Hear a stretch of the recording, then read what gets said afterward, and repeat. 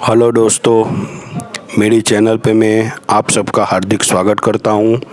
आज के वीडियो में हम ड्राइंग क्लास के अंदर हमारे एक दोस्त जो यूट्यूबर है जिनका नाम है रंजीत कुमार शाह, जो डिजिटल मार्केटिंग पढ़ाते हैं, उन्हीं के वीडियो में बहुत देखता हूँ और उन्हीं का फ़ोटो आज हम तैयार करेंगे। फ़ोटो तैयार करने के लिए मैं यहाँ पे आउटलाइन पेंसिल का इस्तेमाल करूँगा, ब्लेंडिंग करने के लिए ब्रश का इस्तेमाल करूँगा और कुछ डार्क एरिया को कवर करने के लिए चारकोल पेंसिल का इस्तेमाल करूँगा। तो ये सारा काम मैंने किस तरह से किया है वो देखने के लिए आपको मेरा ये वीडियो पूरा देखना पड़ेगा। वीडियो को पूरा देखते हुए जाइए और जो चीज़ समझ में ना आए उसे कमेंट में मुझे सवाल जवाब करें, जिसका मैं जवाब देने की पूरी कोशिश करूंगा। तो दोस्तों, यहाँ पे आपको वीडियो में पता चल रहा होगा कि मैंने पेंसिल शेडिंग का किस तरह से इस्तेमाल किया है। बालों को डार्क करने के लिए मैंने चारकोल पेंसिल का इस्तेमाल किया है, शर्ट के अंदर आउटलाइन पेंसिलों का इस्तेमाल किया है, चेहरे में भी आउटलाइन पेंसिलों का इस्तेमाल किया है और कुछ जगह पे तो वाइट एरिया मैंने लाइट दिखाने के लिए छोड़ के हुए काम किया है। तो किस तरह से पूरा काम तैयार हुआ है तो देखने के लिए मेरे साथ ये वीडियो पूरा देखते रहिए।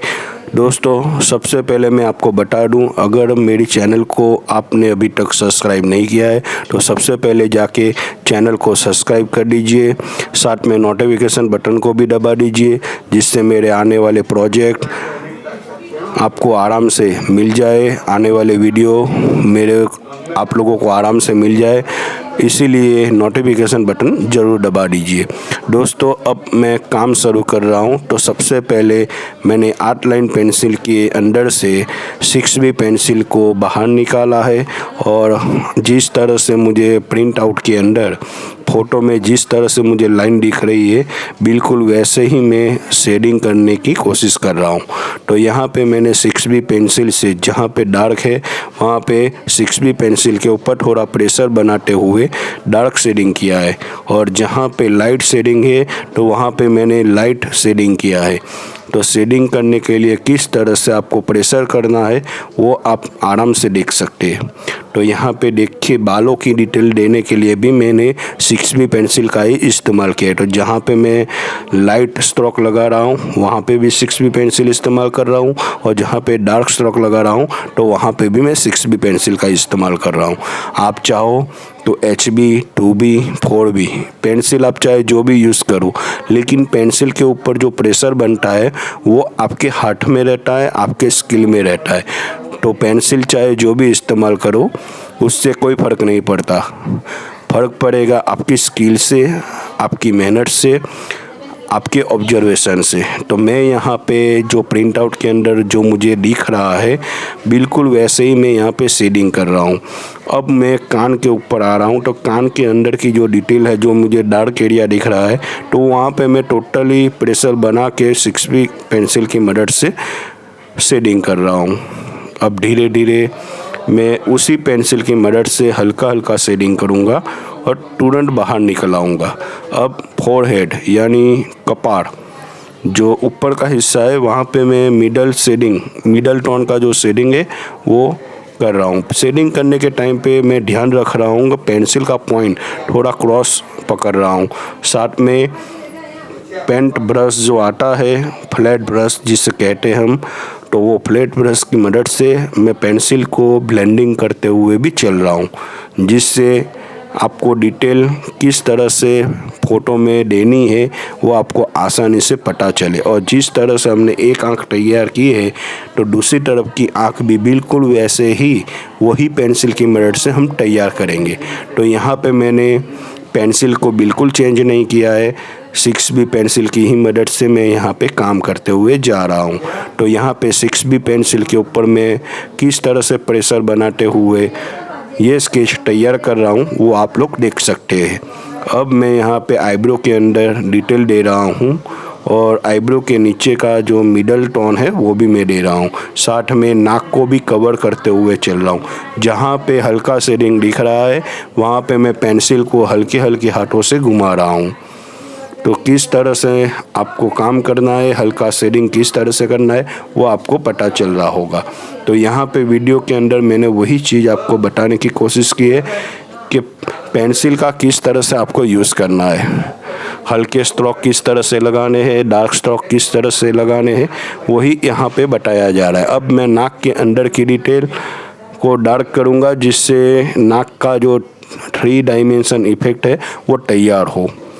तो वो दिखाने के लिए हमें पेंसिल को डार्क एंड लाइट करना पड़ेगा, और साथ में जितना डार्क नाक के अंदर के हिस्से में करेंगे उतना ही आँखों में, कान पे, आईब्रो में और साथ में होठों पे भी हमें करना पड़ेगा। डार्क टोन पूरी तरह से दिखना चाहिए, जिस तरह से प्रिंट आउट पेपर में हमें दिखता है ब्लैक, बिल्कुल वैसा ही। जितना डार्क और लाइट हम कवर करेंगे उतना हमारा फ़ोटो एकदम बढ़िया सा बनता हुआ जाएगा। अब होठों पे हल्का शेडिंग और साथ में किनारों के पर डार्क शेडिंग का इस्तेमाल करके हम होठों में शेडिंग अच्छी तरह से तैयार करेंगे। साथ में हम ब्रश की मदद से ब्लेंडिंग करते हुए भी चलेंगे। जहाँ पे जो डिटेल हमें कम पड़ती है उसको भी हम कवर करने की कोशिश करेंगे। अब हम धीरे धीरे शर्ट के अंदर का हिस्सा है जो एकदम डार्क है वो यहाँ पे हम कवर कर रहे हैं। साथ में जो गले का हिस्सा है वहाँ पे हम ध्यान देंगे, जो हिस्सा डार्क है वो हम बाद में कवर करेंगे, और जो मिडल टोन है, लाइट शेडिंग है, उसको हम अभी कवर करेंगे। जिस तरह से गले में शेडिंग दिख रहा है बिल्कुल वैसे ही हम शेडिंग करेंगे, और साथ में ब्रश की मदद से ब्लेंडिंग करते हुए भी चलेंगे, जिससे हमें हमारी गलतियाँ अगर हो तो पता चले। अब धीरे धीरे हम बालों की तरफ आगे बढ़ रहे, तो बालों के अंदर डिटेल देने के लिए यहाँ पे मैं चारकोल पेंसिल का इस्तेमाल कर रहा हूँ। चारकोल पेंसिल का जो सेट आता है वो कम से कम 80 रुपये का स्टेशनरी पे मिल जाता है। तो उसके अंदर 3 कलर की पेंसिल आती है, रेड, येलो और ब्लू। तो यहाँ पे मैंने ब्लू कलर की पेंसिल इस्तेमाल की है, जिसके स्ट्रोक काफ़ी डार्क है। तो मैं यहाँ पे डार्क कलर के जितने भी स्ट्रोक मुझे दिख रहे हैं फ़ोटो के अंदर, वो यहाँ पे मैं सीधा ही स्केच के ऊपर लगा रहा हूँ, और उसी स्ट्रोक को एक ही दिशा में करते हुए मैं आगे बढ़ रहा हूँ। जहाँ पे लाइट दिख रहा है वहाँ पे मैं लाइट छोड़ते हुए जा रहा हूँ, और जहाँ पे मुझे डार्क दिखाई दे रहा है वहाँ पे मैं डार्क स्ट्रोक लगाते हुए जा रहा हूँ। बालों के अंदर जितना हम डार्क कर सकते उतना मैं पूरी तरह से डार्क करने की कोशिश करूँगा। ये मेरा पहला स्टेप है जो मैं क्लियर कर रहा हूँ। बालों के अंदर कम से कम मुझे 3 स्टेप इस तरह से चलाने होंगे। तो मैं पहला स्टेप के अंदर जितना भी हो सके उतना मैं डार्क करने की कोशिश कर रहा हूँ, और साथ में दूसरे येलो रंग की जो पेंसिल है वो भी सॉफ्ट पेंसिल ही है, तो उसका भी इस्तेमाल मैं कर रहा हूँ। और साथ में मैं ब्रश की मदद से उसको भी ब्लेंडिंग करूँगा। यहाँ पे हमें देखना है कि यहाँ पे जो चारकोल पेंसिल का जो ब्रश है वो अलग रखेंगे, और जो ग्रेफाइट पेंसिलों का हम इस्तेमाल कर रहे हैं उसका ब्रश अलग रखेंगे। चारकोल पेंसिल के ब्रश से हम ब्लेंडिंग करके बालों को स्मूथ कर देंगे, और हमारा पहला स्टेप इस तरह से पूरा हो जाएगा। जिस तरह से मैं ब्लेंडिंग कर रहा हूँ वो आपको दिखाई दे रहा होगा। अब हम आगे की तरफ काम करते हुए बढ़ेंगे। तो मैं यहाँ पे फ़ोटो के अंदर दिखाया गया है बैकग्राउंड में एकदम काला शेड दिया गया है, तो मैं भी यहाँ पे पूरा काला शेड चारकोल पेंसिल की मदद से ही तैयार कर रहा हूँ। और जितना काला दिखाया गया है उतना ही काला मैं यहाँ पे करूँगा, जिससे हमारे बाल या हमारा फेस बाहर आए।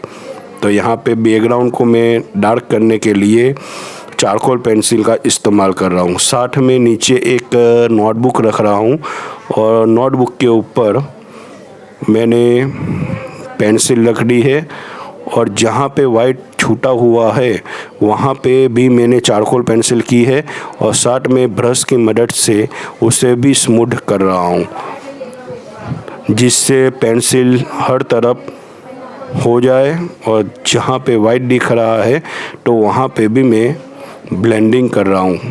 तो इस तरह से हमें बाल को और बैकग्राउंड को तैयार करना है डार्क पेंसिल की मदद से। आपको फ़ोटो में दिख रहा है कि किस तरह से मैंने हल्का हल्का शेडिंग करके, डार्क शेडिंग करके ब्रश की मदद से किस तरह से मैंने स्केचेस तैयार किया है, वो आप मेरे वीडियो में पूरा देख सकते हैं। जहाँ पे भी आपको लगता है कि यहाँ पे कम शेडिंग हुआ है या कम डार्क है, उस एरिया को और डार्क करने के लिए और चारकोल पेंसिल का मैं इस्तेमाल करूँगा। फ़ोटो को जितना ऑब्जर्वेशन करेंगे उतना हमें पता चलेगा कि कितना काम हमारा बाकी है। तो यहाँ पे मैंने फ़ोटो को ऑब्जर्वेशन किया और जितना मुझे डार्क स्ट्रोक लगाना था मैंने लगाया। चारकोल पेंसिल का बिल्कुल सही तरीके से मैंने इस्तेमाल किया। अब मैं धीरे धीरे 8 लाइन पेंसिलों का इस्तेमाल करके बाकी के चेहरे को पूरा करूँगा। तो किस तरह से मैं बाकी के हिस्से को बनाता हूँ वो देखिए। तो मैं यहाँ पे शेडिंग भी कर रहा हूँ, साथ में ब्लेंडिंग भी करते हुए जा रहा हूँ। अब मैं HB पेंसिल की मदद से एकदम लाइट शेडिंग कर रहा हूँ, जिससे चेहरे का जो गोलापन है या बोला जाए कि 3 डायमेंशन इफ़ेक्ट थोड़ा दिखाने के लिए मैं यहाँ पे HB पेंसिल का इस्तेमाल करूँगा।